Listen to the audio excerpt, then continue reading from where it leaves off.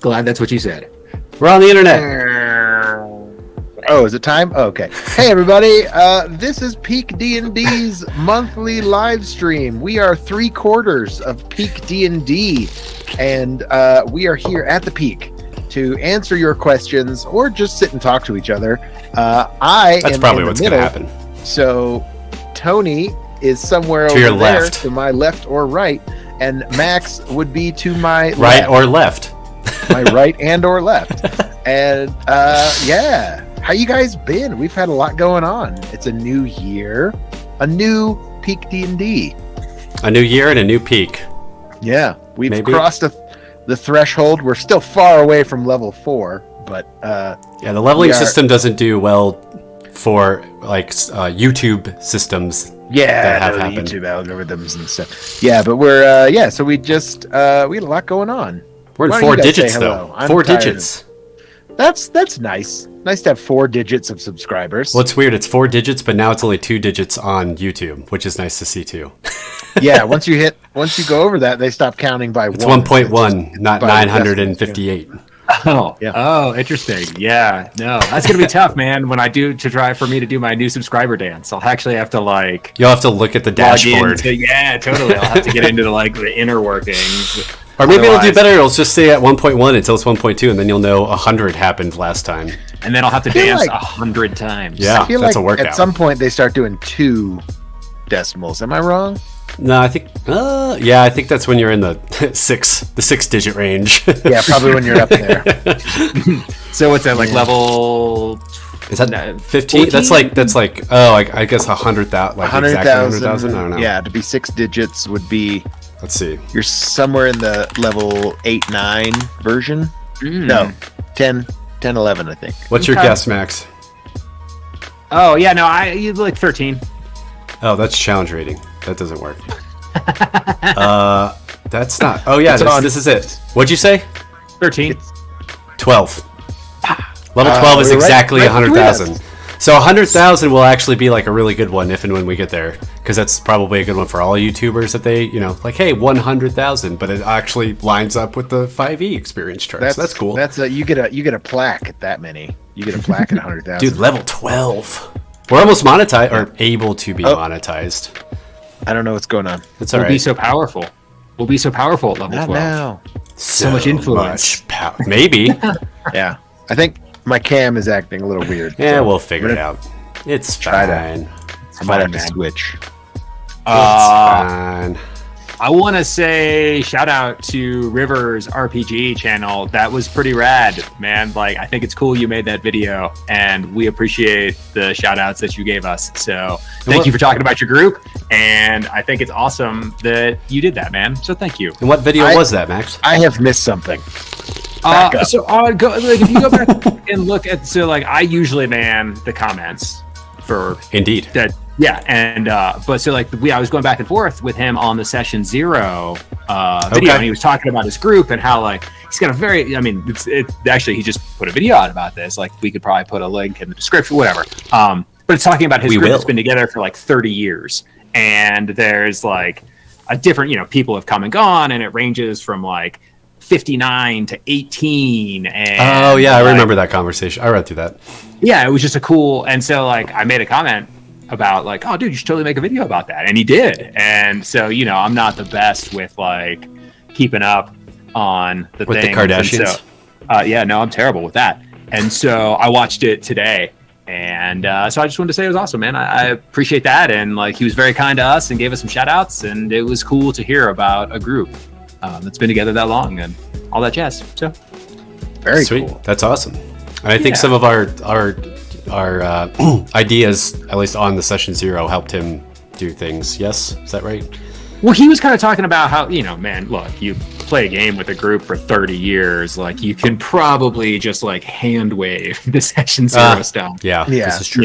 Unless you've got you're talking about the spices we talked about with we're adding this neat little feature mechanic of quirks or knots or random color dice that make you, I don't know, have weird parasites and hate animals or something. Or just find 500 gold that will never come back to haunt you ever. Never come back to haunt you. And your new party member gambles away in Session 2. Mm-hmm. Friends like these. I don't know. I've been hard on the editing train this week. I don't know. Motivation just hit, so I'm just like cruising through some. Yeah, dude. But Nice. I don't know. Whenever like the first few episodes, I just was a little wary of personally my character, but when I watch it back, I'm like, you know what? Actually, I do a pretty good job, and I think all of us do a pretty good job of where we're at character-wise. So I was just very iffy about my character and trying to play him, more charismatically and being more of the face. But I actually talk a lot more than I think I do during the sessions. So it all plays back very well, is what I'm saying. Awesome. And good job for you being like super motivated at the beginning of the year and just like getting after it, man. That's great. Yeah. Just figured, I don't know. We're just not, just trying to get ahead. Yeah. Don't question it. No need for explanations. No, just doing it. Just like, hey, I want to edit gameplay right now. So let's do this. Nice. Awesome. Nice, man. I do look forward to whatever this Frisky Did Go line you have in your back pocket. I know. I was telling Ben that I rewatched, like I had season 1 playing as I was like doing something around the house, and like I was listening for different lines, like, oh, I wonder, like, oh, that's a good one. Oh, that's a good one. Right.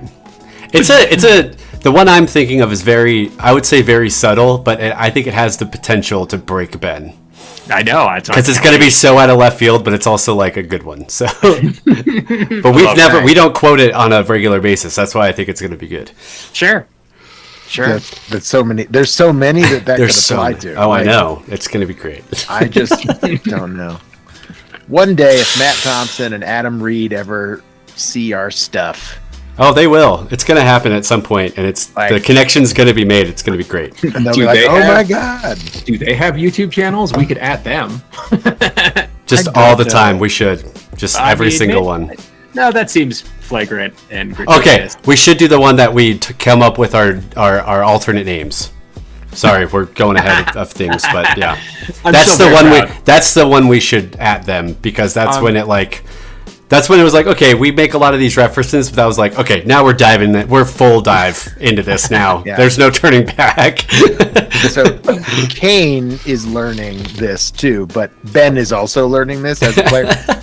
I got to let you guys go first with that stuff more often, because, and it's sort of a character arc that I'm trying to work on with. What's that? Trying to being work a on shitty player is a character arc. Listen, it's like starting to learn and contribute to the group, because I think you could do it. What do you mean? I'm confused. I don't understand. That does bring up a weird point for my point of view from editing. Yeah. Just curious. I just want to throw it out there, not at all whatsoever a knock to you, Ben, whatsoever. Please do. But I do notice like all of the teasers for the video tend to be Ben heavy. Is that cool with everybody? Do we care? I mean, I think the teasers should be like whatever is the most engaging and funny moment from that gameplay. And so like if Ben is the trigger point of all of those things, or the most engaging and funny of us, then like that's what we should use. Cool. Just want to make sure. I don't know. Like I just don't want anyone to have feelings that I'm not including them, but I usually just try to pick the funniest stuff that I think is the funniest, and usually revolves around Kane. Well, I am sort of you are charisma 6, so funny stuff comes up. That's true. We're starting to hit a stride, though. I feel like the group is, with a couple of backslides notwithstanding. I think it's episode 8 has a good one at UMax. Okay, I look forward to it. Yeah. So we were fighting the swarms, and you were like, "Oh, they don't have a reaction." Oh, cool. Yeah, I don't remember. I mean, I don't remember, but I trust you. Yeah, where Nick's like, "Oh, so you're gonna run away?" You're like, "Fuck yes, I am, Nick." As a matter of fact, I'm going to do that. That sounds like me. Because I was proud of that, because I really liked that moment, and it was very, of that episode, it was very swarmy. So like you were running away from them. Exactly. Anyways. Awesome. I love it, dude. I look forward to seeing it in all its glory, man. I like using all of us if I can, but like sometimes it's tended to be like a lot of the ones I choose from are Ben heavy, which is totally fine. I mean, look, man, let's ride Ben's coattails to level 12. Listen, I'm down. If I can be the comic relief in this story, I'm glad to be. I'm curious, like I cracked a joke about, but I'm curious, like what this player arc for Kane that you're speaking of. Oh yeah. Is well he's learning, he's doing the gourd, he's learning to not he is the gourd of the group, rush in, and like he's learning that you guys are much better at talking than he is. And sometimes he just interjects, and I, Ben the player, know that I'm sort of like speaking to an NPC or whatever's happening in a way that like you guys will probably do a much better job at this based on your charisma skills alone. But I mean, I think that is a way to play, like that is an appropriate low charisma thing, like not having that social, right? But I guess what I'm trying to go for is that like that he will learn eventually to be like that. There'll be a moment where he'll think about saying something, and then he'll be like, he'll throw it to somebody else. And he'll murderize a broom closet. One can only hope. Sometimes he does get a little impatient, and we're working on that. But I think it comes are deep seated. I think it comes like, again, one of my favorite moments from Into the Fae was like that moment that you're kind of talking about. That moment that Gord like figured out, okay, we can talk to some of these Fae people first before we smash them with a hammer. And then, like, the second he learned that was when we went into the dungeon that Jastian wanted none of it and wanted to just go guns blazing. And Gord's like, wait, I thought we talked first. Like, what is this? So I was with those. I would imagine, regardless if you're charisma 6, like, I think the number one thing for, like, that whole, this is what my character would do, quote unquote. I think the whole thing of that is making sure that as a player, your character does learn through failures and through the game. And that just, I think we're too low level at this point right now for you to actually learn that or learn a step in that lesson, to be honest. But I think like when we get to chapter 2, you're starting to learn that kind of thing. So, well, I mean, also think like fine line. Think like real time and how long it takes. Like a person to learn lessons like that with new people. And learning new traveling companions and like, we had that conversation, like we're in the midst of chapter 2 now, filming wise. And like, I can remember, after shooting a session, it was like, oh man, how much time has elapsed? And it's like, we're like 8 days. Like, that's not a lot of time for people to rub off on each other and to like adapt to new situations and all that. I mean, and too, Minamorland's very naive in the whole new world of Underdark. Like he's a lot smarter and with it than Gord, but he has a naivety there of learning what the upworld is and not what is the Underdark. So what you land dwellers do. There's definitely some from like up fish out of water. Oh, and stuff. You too, Triss is a little fish out of water too. So but I think chapter 2 we kind of have that first step of like melding and figuring that out. First step, not like completely, but we'll see. So yeah, we'll see. We shall see. Yeah. But we had a good sketch come out last week too. We very much enjoy filming the sketches, man. They are a hoot and hollering. That's for sure. Yeah. Ryan Whitmore wants to say hi to everybody. Yeah, exactly. Ben's kid just clamoring to get on this show. It's cool, man. I mean, since the kid has been in this world, I've been like, we need to pimp this kid in PeakD&D stuff because the internet loves babies and puppies and kittens, but he, for some reason, was not okay with that. Yeah. I understand that though. I get that. What was I gonna say? Oh no! Shout out to Luke, man. He's been so good to us. That he really has. It's been a great collaboration. yeah, those sketches have been awesome for us, and so very, very much his did pretty good too getting to be a part of all that.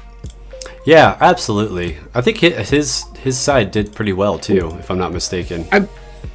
Because he like emailed me to be like, "Hey, do you have any good ideas for February?" So, like he's a pragmatist. I did have a thought on a sketch, by the way.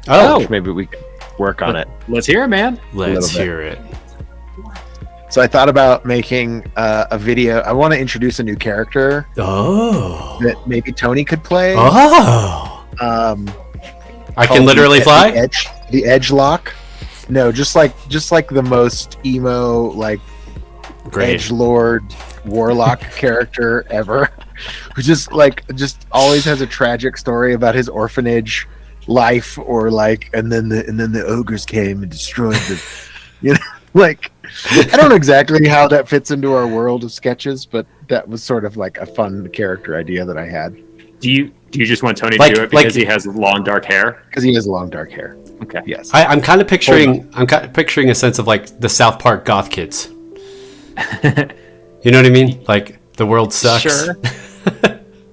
Sure. And like super nihilist and like what's the point? Yes. Even? Yeah. I kind of got that a little bit.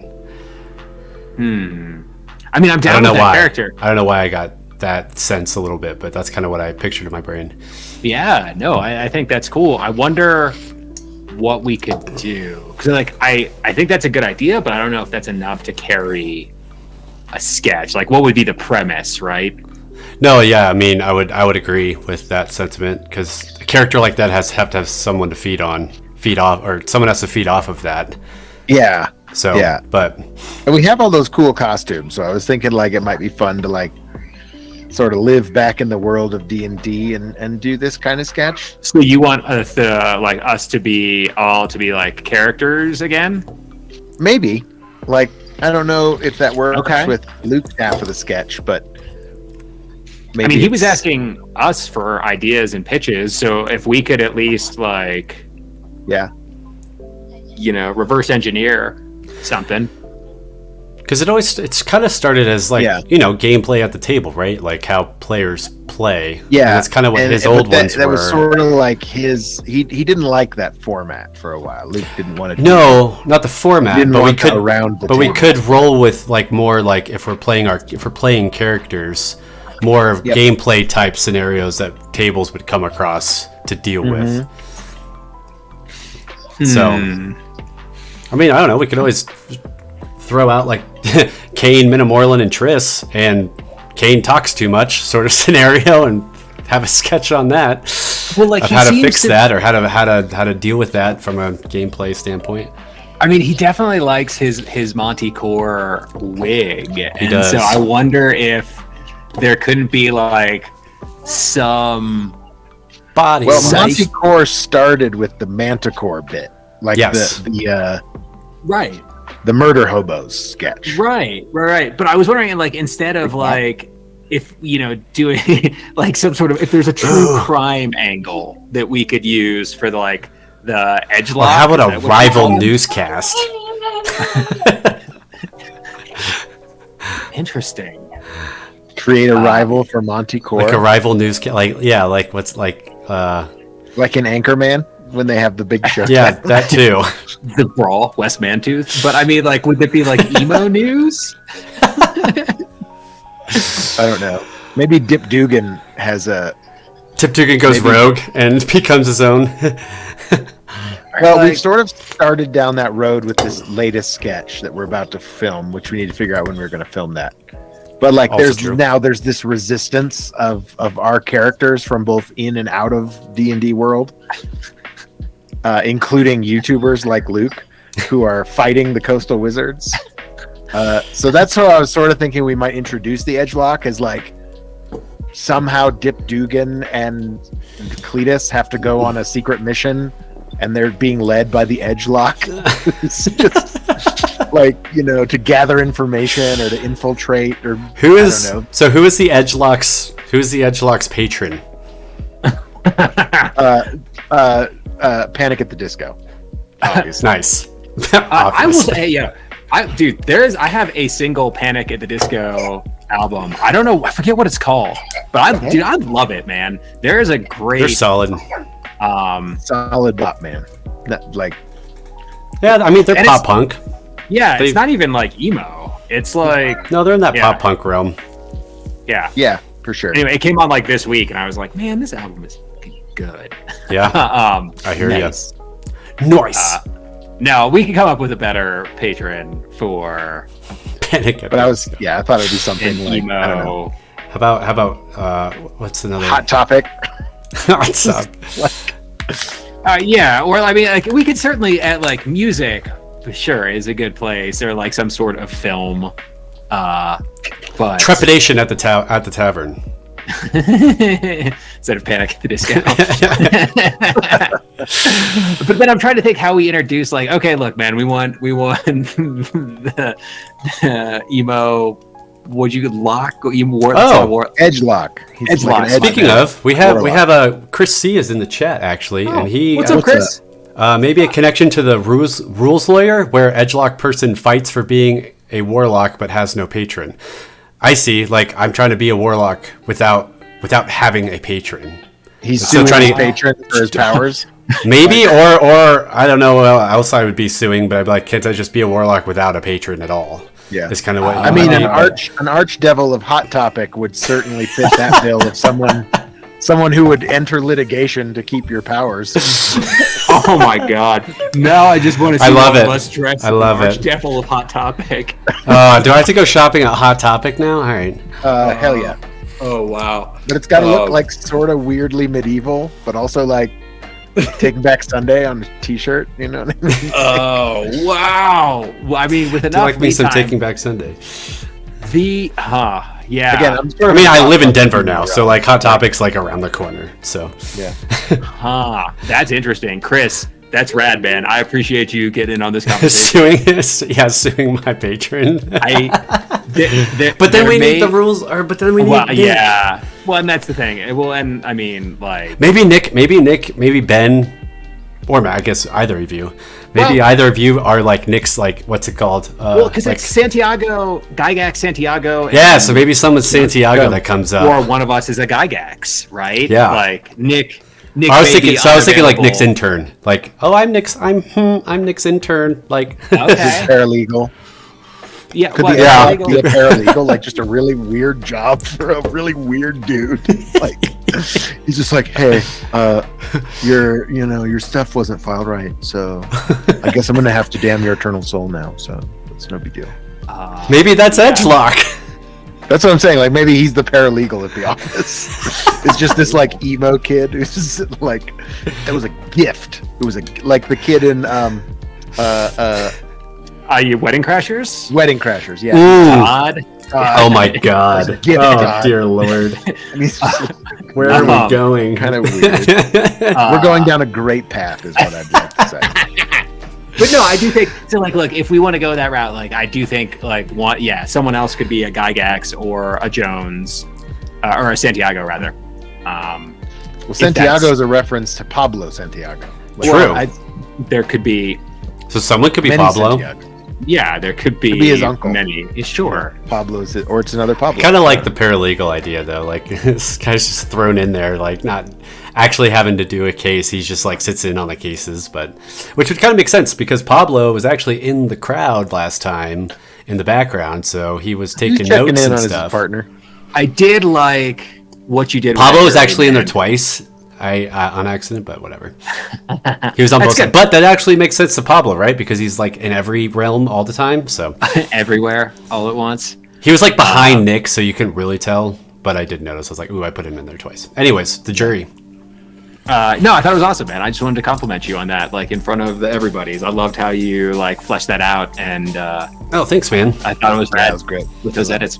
I did a lot of zoomed in erasing to make sure nothing, except for the kobold plushie. That was different. But sure. I tried to make it so like the banister and like everyone was behind what you're supposed to be behind. So yeah, I did my best with my graphic design, which is not great. But dude, you did great, man. You did great. I tried to make it little details, like try to make it detailed. Dude, I feel like we are like, you did great, and I appreciate you doing all the editing for what we do. Yeah, man. I just needed to get ahead, and apparently this week was when I was doing it. So all right, so if you we want the edgelock, but then like what do we pitch for a Luke sketch, right? Like what leads into that scenario? Well, I think that Dip Dugan has now joined the Resistance, so maybe he needs another field reporter. Or maybe Dip comes back and it's working for the Resistance. Maybe the edgelock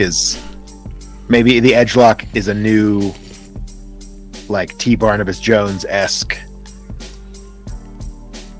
Maybe he's calling in T. Barnabas Jones, but he's unavailable, so the paralegal answers the phone call and has to be put on. It's like, I didn't get much prep work for this, but or like what if he was like an expert witness or like some sort of key witness, psychologist, right? That was like analyzing the mind of how to introduce him, because then once he's introduced we can use him, but how does he first come onto the scene?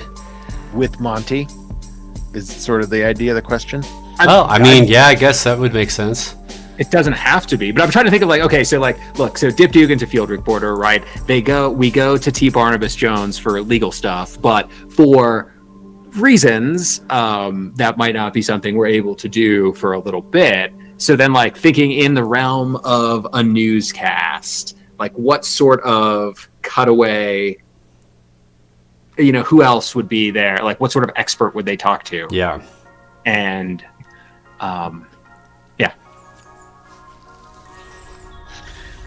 yeah. Well, like shows like I don't know, all those shows on Fox and Tucker Carlson, and even like they usually have like someone to rep to like bounce off. Did I freeze? No, I just drinking tea and it almost spilled everywhere. So camera caught that. Hey man, nice.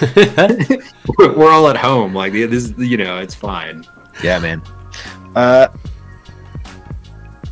I forgot where I was going with that, but like a point counterpoint kind of thing. Like maybe it's a little more combative with Monty than like the edgelord is more. The edgelock is more. Like in season 2 of Frisky Dingo.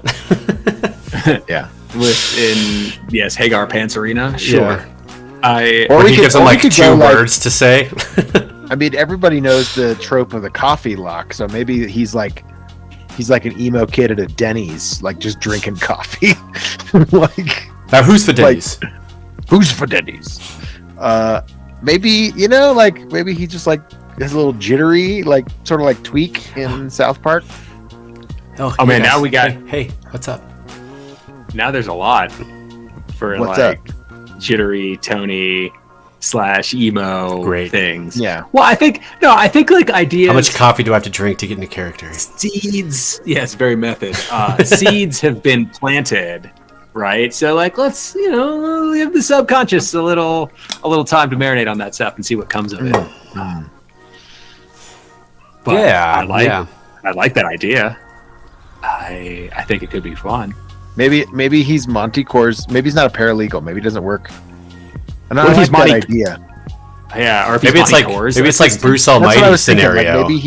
Like, maybe Monty Core is Evan Almighty, but then there's a Bruce that's like in the background, like vying for his job. Okay. Kind of scenario. Maybe, I don't know. I kind of like the idea that he's a teenager, or like you're playing. Like, so you would be a paralegal, or like a young person. college student, an intern, like an intern. Maybe you're interning at D&D News at 6, and Monty Core just keeps being like, "No, I said like sort of like what's that guy's name from Zoolander? Mugatu. Oh, yeah. It's like, if only Lottie was imploded. Gassy, sure. If we see like the other side of Monty Core, if he's all like dark and evil, off camera. My coffee is supposed to be 97.8 degrees.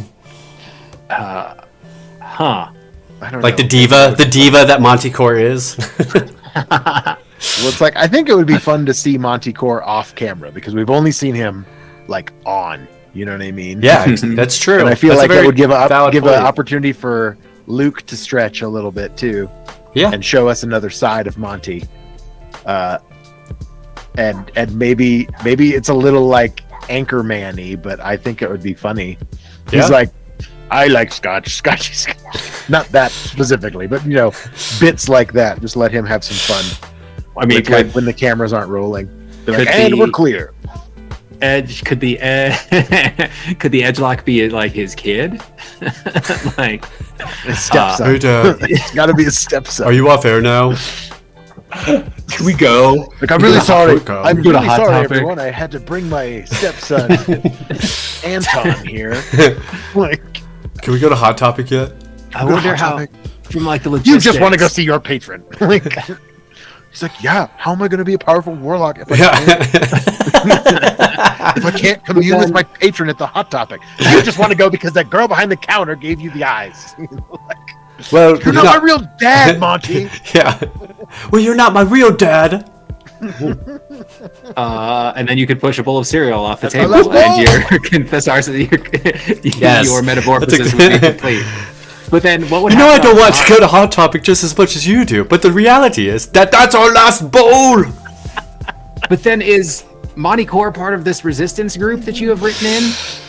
I don't know. He's not part of it. He knows it yet. Okay, right. Okay, Luke is, but Monty isn't. All right, it gets so meta. But Monty's not part of it. He just doesn't really know about it yet. I think he's still on the outside. He's not. He hasn't been brought into the inner circle of trust. But I think there's room. But I also wanted to give Luke a chance to like weigh in with like maybe Monty is in the pocket of the coastal wizards. Like, I don't know. He's sort of been doing some like groundbreaking anti-coastal wizards news lately. So I think he would probably side with the resistance if I had to figure it out. So I haven't spoken to Luke about like Monty the metaverse. The metaverse. I'm not sure how much thought he's put into it. Maybe I've put in far too much, so it's fine. We know. But then once everyone watches it back, like someone's gonna understand it all. No, I hear that, and I feel like we've had enough. I mean, I don't know. I shouldn't have. Like, Ben, you write the sketches. So, like, do you feel like you've got enough to work with here to turn something into something? I think so. I just if Luke wants to write his own, or if he wants me to write it, that either way. Okay. Or if he wants to, we can maybe put one together for his, and then he can do some re-edits or something. Okay. Yeah, Or maybe we pitch him the general outline and he can come up with the specifics kind of thing. There he is. Yes. This is our halfling rogue. It is. Yeah. Yep. Yeah, purple. Purple? What color is my jacket? Purple. Yeah. What? No, you can't have that. It's my can. That's a belated weapon, sir. You cannot have that. That's nice. Only blunt instruments.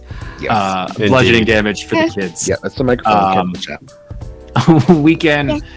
Yeah, I'll shoot Luke an email. Ben, you give me a more tomorrow. Send me an email and I'll forward it over to Luke and with a more fleshed out idea, or Friday. Whenever you get it, man.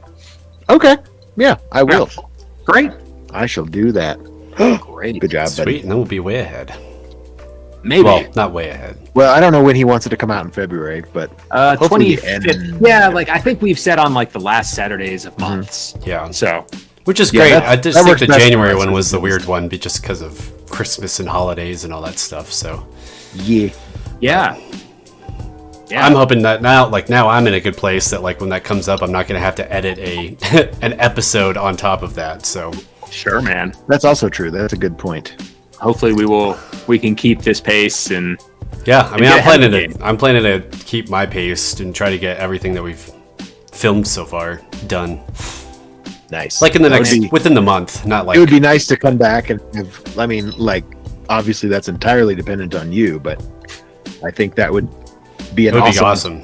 Because then I'll have a lot more time for extra stuff. If it's not where we are, again, I'm not worried about it. Dude, I still want to do the parody video. I know it's easy for me to say because it doesn't involve a lot of work on my part. Yeah. I think it would be awesome. I have been working on combining the lyrics that you gave. Oh, sweet. And sort of telling more of a story with it. I have a little bit of it. I've thought about maybe just doing it as a short. Maybe we just make it a minute long. We don't do a whole thing. Oh. Like just do the verse and a chorus, and like I don't know. Yeah, what'd you get? That's a plug. Nice. Interesting. Oh, I thought about that. Yeah. It might be a little easier. Yeah, well, depending on how well, I mean, yes, a minute is definitely going to be far easier than like 3 minutes and 30 some odd seconds, or however long a pop song is. But yeah, we'll be curious. I mean, the most problematic thing for that is if we want it in-house music, which it sounds like we were going to. But that's honestly the most problematic part of that whole scenario. I think so. I mean, yeah. I'm glad to provide the vocals and harmonies and stuff, because I know you guys aren't full-on singers. Oh no! I mean, I certainly could attempt a harmony on the down low side, the low side. But I'm with Tony. I mean, I'll give it my best, man. No, I figure we'll because baby, we'll get some ringers. I don't know if the world's ready. I'm getting some like Gina Brooklyn Nine-Nine vibes. Yeah, I am no singer. All that. Yeah, no, but I think it'd be cool. And then also like, yeah, I mean, we don't have to it doesn't have to be what we like decided or thought, spoke about earlier, right? But if we wanted to do, the music part though, in theory, it seems like, so for those of you on the Twitter sphere, Nick is having a baby this month, so our filming schedule's a little iffy right now. But it could be that we could get together and put a lot of the musicality part together. Like if there's, because I don't know if I'm going to be able to actually do the drums at my house. I mean, Denver has a lot of scenarios, so I could probably go somewhere and do them, maybe. But like if what's it called? If you have like that digital drum set or whatever at the theater, like we could get together one day and maybe hash that kind of stuff out. So then the filming part could come later, because I really do think the filming part's just gonna like be another sketch filming. You know what I mean? That we usually do. So 3-4 hours in green screens and maybe some location stuff, but it's just getting the music together if we really want to do that part in house, which I think we should, but that's going to be the most problematic part. Yeah, well, there's also something like, because rights play into this at some point, and versus parody versus cover versus that kind of stuff.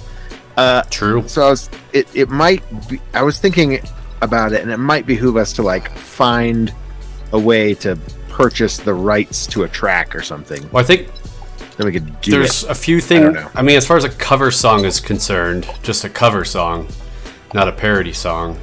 There's ways to do that. Like I have a couple outlets of how you submit that song, and then they deal with all the they deal with all the legal work. Yeah, and it's a little different because a lot more is covered under parody law. From what I understand, like if you write a parody of a song, you have the rights to. It has to be similar because it's a parody. Like not just like you're not reinterpreting the song, you're parodying the song. So there's a lot more covered under. As in, it's easier. What do they call it? Fair use. Yeah. Yeah, it's a little. I mean, in some ways it's easier. In some ways it's harder because you have to prove that it's a parody rather than like a ripoff, essentially. Gotcha. So I'm looking into that end of things because we are going to put it on the internet to be seen by people. So we don't want to. But here's the other thing: we're not monetized yet. So we can. I mean, we're not going to make any money off of it. So it's not like that's the number one thing that copyright really comes down to is if you're making money on it or not. Well, hey, good news for you. Like good news, we don't make any money. Like very black and white. That's pretty much what it comes down to. Obviously, there's nitpicky stuff, but because I know one of my friends' bands, like they've done cover stuff, and they say they go through CD Baby. They just submit it, and then they.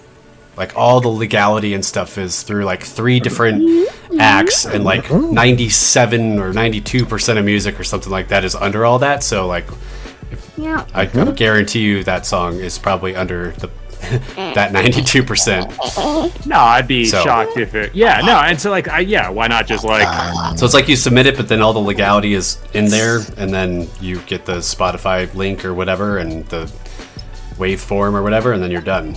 Yeah, you dot the I's, cross the T's, and we give it a shot. Yeah. Because I think music has gone through that at some point. Like I could play it on my guitar. You could add some drums. We've got the talent. Yeah, and that's where I think it's a pre-finished thing that we're just buying. Hopefully it's not. No, it's like that's what I'm saying. We do all that work, but then we send our thing to that place, and then the whole cover parody legality part of like it being legal for us to actually share is done with. They already have. It's like 3 different acts. At least in music, because I've done some of this research with El Paso Lasso, right? And it's like there's 3 different things that basically encapsulate like all of like the majority, like upper 90% of music. So if you do a cover, then like it's kind of been streamlined that covers are a thing. So they have like these 3 acts to cover that kind of thing, and then this place cdbaby.com like has all that. So when they produce your music and make it shareable, all of their legal stuff like is good by that kind of thing, or like makes your song legal in that way. I don't know exactly how it works, but that's how my friend explained it to me. Like when you say 3 acts, what do you mean? I can't remember. Like There's like legal, legal acts of music, like music stuff that Music Rights Act of 1970. Yeah, there's like 3 different things that like come together to basically make being able to cover songs streamlined. Because I know, like, venues usually have to pay royalties to ASCAP, and there's, like, another organization. EMI, yeah. It's kind of like stuff like that, but I think, like, on the recording side. Yeah, there's probably, like, services that'll just take care of it for you, so you just pay them a fee, I'm sure. Yeah. And I think for CD Baby, I think it's, like, $15 a song or something like that. Oh, $5 a song, apparently. I'm looking at it right now. No. Well, that's certainly reasonable. Well, especially for I mean, I remember looking at this for El Paso Lasso, and I was like, the number one thing I had to make it for them was like it has to be fiscally possible because they do not like to spend money. So I was like, dude, if we did this, it's like $30 for a CD, quote unquote. Yeah, we never actually did it, but it was that I did the research. Sure, very minimal research, like work and stuff. And the very minimal research. Cover song licensing. Let's see. But again, like, I don't know. We're not covering a song. We're parodying a song. Right, but I think that like if we have cover licenses, that will also keep that us covers safe. the like, music. It goes above and beyond parodying, in my mind. That's kind of how it does me too. But like if we're allowed to cover it, we're allowed to parody it. In my mind, I would agree. I mean, kind of agree that with would make some sense. Sure. I mean, I'm no rules lawyer, nor do I play one on TV or the internet. Nor do I represent one. Yes, it would seem to track, and so like maybe that's something we could do if things fall apart for a little bit. Oh yeah, so like we could also like for this specific pro and publishing is like $25 a song, which I would mind putting up that. Still reasonable. Yeah, standard distribution. I don't know what that means, but we might as well play for the pro and just get it done with. Yeah. See Ryan's all for it. He knows what's up. Would you paintbrush? What does that mean? Tony? What does what mean? What happened? Oh, I don't know. You said what, and then I thought you just got quiet. I was like, oh shit, he's gone. Oh no, I'm here. I'm just reading stuff. We're great. Anyways, but we can continue to stream instead. But yeah, I mean, I've got a couple of backup ideas if we're like needing additional content. Maybe that's level 4.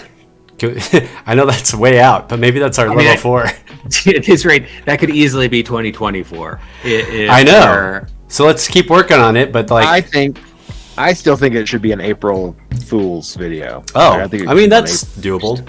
I think we could. Yeah, I think that's doable. That's a few months away. We don't have a lot of time, but I think it's. I think it's 2 film sessions: one to record and one like the music, and one to do the film. Yeah. So if we wanted to, I think I mean. Of course, would want Nick involved, but if that's a project that we do, because Nick is, not able to film yet and go and being a new dad, like that could be something that we do. Hey, Ryan, give me that. And then Nick could enjoy things like this. The joys Speaking of parenting. being a dad, nope, Exactly. you gotta leave that on the table, buddy. No, you can't drink that. He's trying to take my paint water. I think we should just have a stream bad. of Nick's baby and Ben's baby, and that's it. No. Oh, I guess not. No, Never you mind. can't argue with that. He doesn't share. He doesn't share the He camera does- with no one. Tony. This is my There is spotlight. one baby contract on this channel, and I've got it. Yeah, and it's me. And then he just. I mean, there really only- throws over the paint, storms out. There really only needs to be 2 baby contracts because I don't think me or Max are going that direction anytime soon. I so mean- Can you say thank you? Nah, You're man. welcome. Nah, man. What about Pippin? Can we dress Pippin up and get him on the channel? oh, probably, I absolutely. feel like Greg would be down with that. Oh, The internet yeah. loves corgis. yes, they do, 100%. More specifically, corgi butts. Also true. The Oh. internet loves corgi I would feel like in the scheme of corgi butts, he doesn't really have the best one, but He has it's a hell of still a, but he does have a good tail. dude. That's true, and he's freaking long as hell. Yeah, dude. He is the longest dog I've ever seen. I swear. The to God. tail is easily 2/3 of his body. Yeah, Yes, that's true. And then his body is like double a regular corgi. I feel like it's nuts. He's part dachshund. I think he is really. It certainly looks like that. He's so long. He's so malleable. Like when he walks, he's an S. That's how. Swinging That's how swinging big the he swinging the hips, man. No, Make he sure swings that he his got it. midsection. It's like not his hips and his head stay the same. The midsection goes back and forth Wild. until he runs, and then it's just like straight bullet beeline down the runway. The Right, But- stop. yeah, I mean, with any luck, Maybe I that's will have Edgelock's patron. the corgi. We could dress him up as a Hot Topic manager. I don't know. He would go with that, but we could try. Yeah, You I know don't know. what Corgi as a Hot Topic manager would look like, but I don't know either. Eyeliner. Perhaps. I feel like that's gonna get messy. Well, I think that would be post production. You know what I mean? and then we'll get the Oh, PETA fair. books on our butt for you didn't use animal safe products. Yeah, no, we don't want that. Is Photoshop animal safe? Yeah, but that'd be awesome. A corgi in like a hot pink wig with With like the choker on, and like the eyeliner, and yeah, amazing. yeah. has like the what's it called, the spike bracelet, but on his tail. Maybe. Yeah, see, we've got ideas. See, we can do this. I mean, obviously, we'll miss Nick when he's on his paternity leave. But Paternity leave from PeakD&D. But hey, man, we have a lot of backlog, which is great. So goodbye us That is all good. meeting up and We've doing done all pretty that. well. We've done Yeah. pretty We've good done pretty well so far. to be Yeah. prepared for this. We'll see where we moment. are in a couple more months, but we've got plenty of content to get us through there. We Maybe do. a D&D ideas for a month, and that we still have yet to do. Yeah. And I'll probably have that. My goal is to have that script done sooner than later. I've got an idea that I like, so we'll see how that goes. It'll definitely veer more into the like real world, applying game thoughts to real life, Nice. as opposed to like Any- playing better. Any teasers? Any hints, or not yet? Yeah. I mean, the idea I came up with, man, is the idea that like we're all clerics. That like you are a cleric, and the idea being, And you are a cleric. And you are a cleric. Yeah. Well, just the idea that like we that Oprah healing- already gave her audience clerics. right? Like how to cast cure light wounds, and that like healing. I think we have this idea that it's like a passive process. That's something that happens to us. Like you're expecting the cleric in your party to cast that spell on you, so you I can like get it. more hit points. But it turns out that like healing is a very active process that involves like making new choices in old situations and kind of like tying that all together. Yeah. That, like Yeah. there is no like you are the cleric in your own party. Like it's not their responsibility, or someone else isn't going to use their turn to do this to cure you. Like you have to use your action to do it. Yeah. And just talking about No. that. No. No. No. Okay, well, we're not going to. Ryan says no. yeah. Ryan All said- right. Well, Ryan's Ryan's like no. Snow. oh, he's Snow. he's saying Snow in his snow. puppy. Ryan's like Oh, no. okay. People can take care of me. People heal me. Yeah. Period. I was like, I don't. I was gonna let him I don't dictate do it. Be like, all right, I'll go back to the drawing board. Fine. The kid you doesn't like it. Idea, Ryan. Yeah. Yeah, he said yeah. All right, sweet. Well, I have been blessed. All right, you have been blessed by No. the patron of PeakD&D. I mean, that'd be awesome if we get Ryan to be the like a little toddler was your patron. Hey, do you want to get a book? It would almost be like a magic 8-ball, right? Like, can I go travel to this town? Man, I wish. Try again next time. That's an easy enough thing for us to procure as a magic 8-ball, but that would have been great for the lawyer sketch. It would have. All right, I have to go get snow for my child because I've lost control of my life. I mean, as we all do. Maybe the toddler is the patron. I'm just saying. I'm just saying I don't have anything for Ben because I had to start over when I got my new computer, so this is what it's gonna be. Yeah, that's all right. Look at that beautiful background, man. He's got all his models and his minis and his paints. It's pretty good, regardless. Yeah, dude. But I usually get our caricatures, like our personal caricatures. I had them as like backdrops, so then when someone cut out, I can just put their face, you know, our caricature up there. But he's back apparently. Are you running this off your laptop? No, I'm not.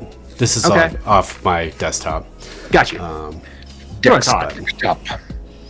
But it's possible that laptop could handle this. I just haven't tried it yet. No, I was just curious. I didn't know if you got like if there was a newer computer in the mix. No, that was when my desktop. I got a new tower for it, so I didn't like build a new one. I just took all the innards and put it in the tower because my original one was horizontal, like it sat horizontal, whereas this one stands upright. So then it actually sits on the ground rather than like having to have a stand for it, kind of thing. It was just very weird how it worked. So I got you, man. I did a couple upgrades, but like once I did that, I had to switch the OS to a different different SD drive. So that took a lot of reformatting like the whole computer for that to work.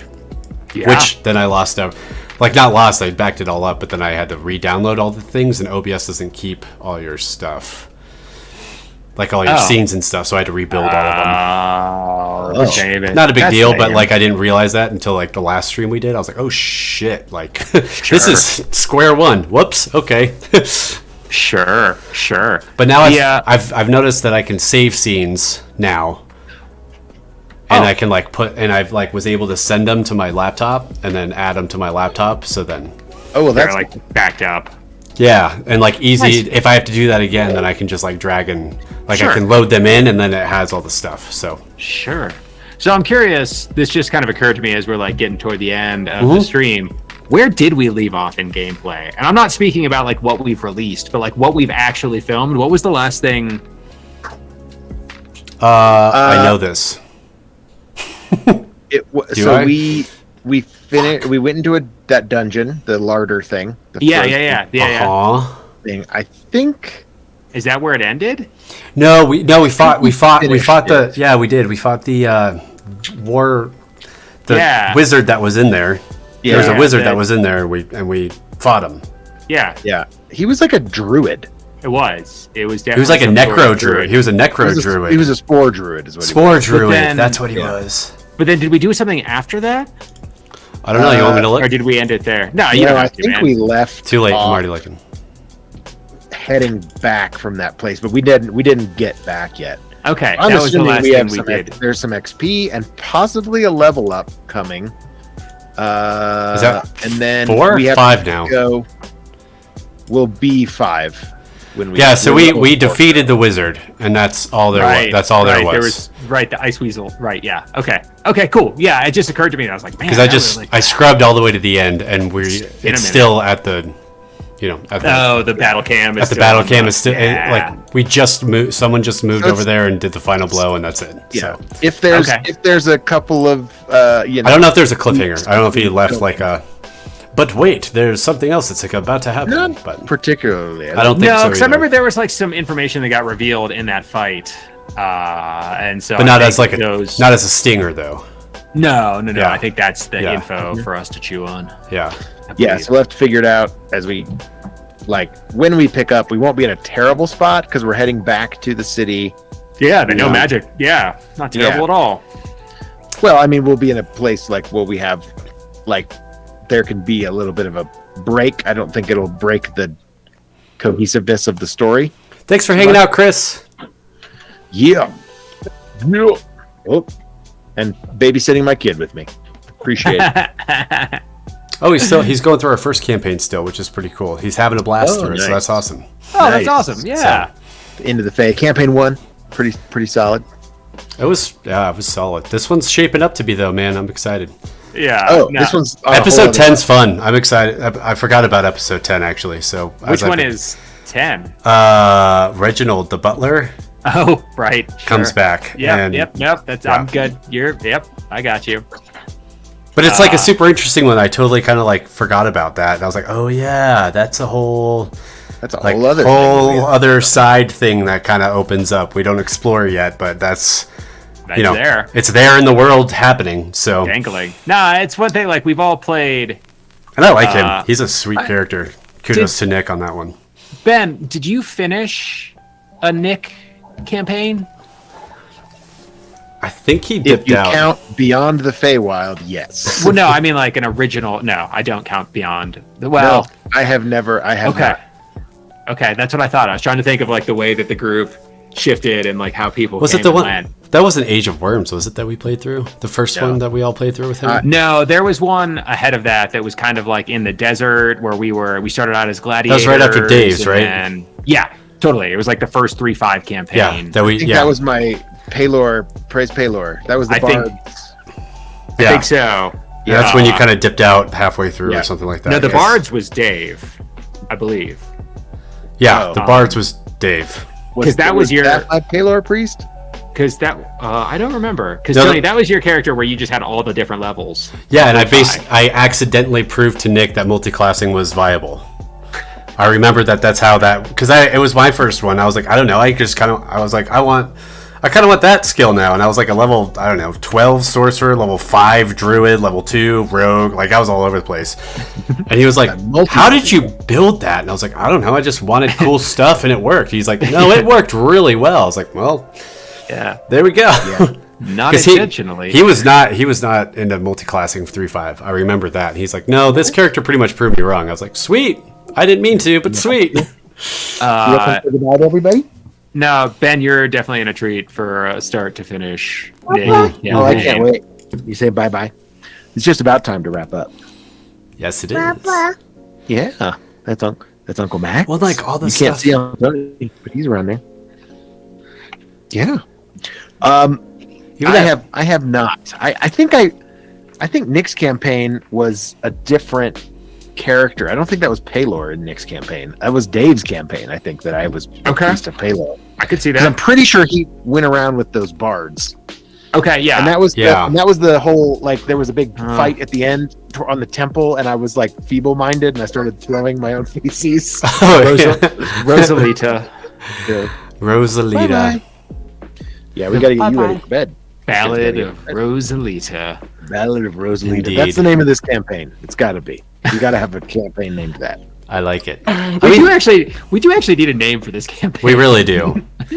Well, Ed gave us a few. Ed Robinson sent us a few. We should. But they were all very like Icewind Dale centric, and we're all over the place. So I was there too. I was like cold. What if it was like Magic of the Multiverse or something? I don't know. The Multiverse of Madness, perhaps, or that. Let's just call it Doctor Strange in the Multiverse of Madness. Negative space says campaign 2 is fine. Just campaign 2. Oh, thanks, Negative Space. We appreciate that. Cool. God, I'll have to edit the whole intro all over again. God damn. Yeah, no, it's okay. Maybe if we actually like put it together in some sort of way. I think it goes to the end. D&D campaign 2. Like I sort of agree. Like, just call it campaign 2. Just call us the band you're about to hear. I don't know. I mean, that's how the band got their The name. Who? Yeah. The Who, exactly.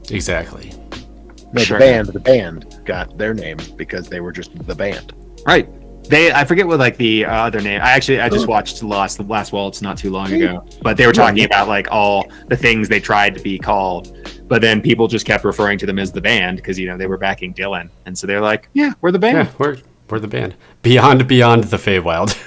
Beyond. Just keep adding a beyond after extra beyond. Beyond the Feywild. That'll be awesome. Bed Bath in the Feywild. Not Not Jastian. We call it Tales from the Bone Palace. That is a whole different campaign. The bards are in that one. The bards are in that one. I mean, that could be like a book of short stories, a la Tales of Jabba's Palace and like all those Star Wars. Yeah, Tales from the Yawning Portal. We'll just write our own campaign.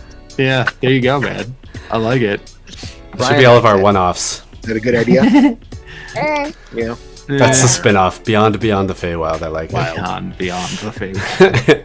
Again, harder. Beyond the Feywild, harder. Say harder. The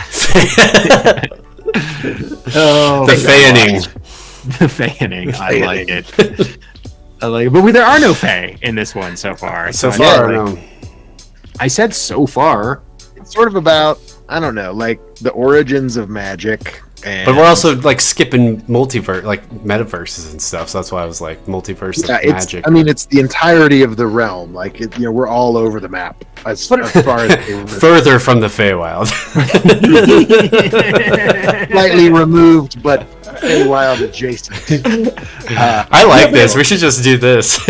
Nick is gonna, but like it spans also like the history of magic, the game, and the game of Dungeons and Dragons, and like different editions. And so, like, I think there is. I think like multiverse. I think that's a word that goes into the title. Like an antiquity, aspect to it, like because it is like a retrospective in a way. And so because like you're straight up able psionics, right? And like that's not a thing. I mean, it is kind of, but you know what I mean. No, that's a big deal.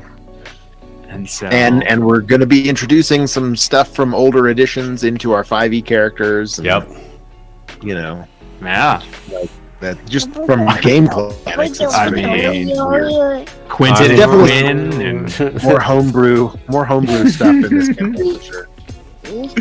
But I like the idea. I don't like multiverse because Marvel has such a corner on that. That's fair. Right now. You're not wrong. But then that'll probably get us the clicks, man. That'll get us the clicks. We should just call it the Omniverse or something, just like the Omniverse. Negative space. It makes a person wonder what order they go in. Is Beyond before Further, and is Adjacent the second, third, or fourth campaign? This is like, is it Twilight? Is it evening? It's more towards Behind You. It's more, that should be campaign 2. Like more towards behind you. No, like more towards behind the Feywild. That's the campaign. Done. Through the Feywild, through the Looking Glass. Yeah. Oh man. All right. Well, on that note, I think we're rolling out of here on more towards behind the Feywild. That's where we're going. That's the only way to end this game. But what's today? The stream 4th. Okay, so next week, the 11th on Wednesday, we'll have another episode 7 coming out at you. But until then, we will catch you guys later. Keep watching our cool stuff. Thank you for subscribing. 1.1 followers now, subscribers now. It's going to be awesome, and we're just looking forward to Chapter 2 and this whole new campaign. So keep a lookout for all the new stuff, guys. Thanks for watching. Peace. Check it out. Peace out.